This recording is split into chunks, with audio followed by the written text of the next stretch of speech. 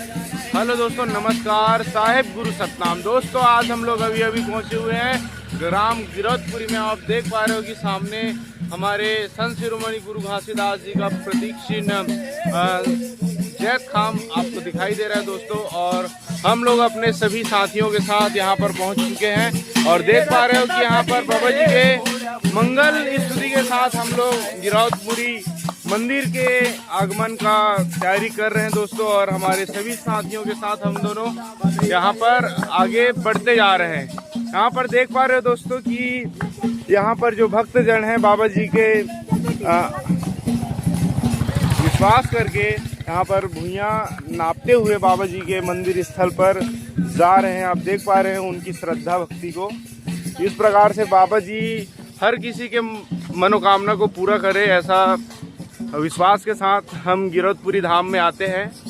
और इस प्रकार से हमारा जो जर्नी है काफ़ी आनंदजनक और मंगलमय तरीके से हम लोग बढ़िया अच्छे तरीके से यहाँ पर कर रहे हैं। और काफ़ी श्रद्धालु आज के डेट में गिरौदपुरी धाम पर पहुँचे हुए हैं। जी हाँ दोस्तों, इस प्रकार से हम लोग धीरे धीरे करके बाबा जी के मंगल स्तुति करते हुए गिरौदपुरी धाम पर पहुंचने वाले हैं कुछ ही क्षण में। और इस प्रकार से दोस्तों हमारा आज का व्लॉग यहीं पर ख़त्म होता है।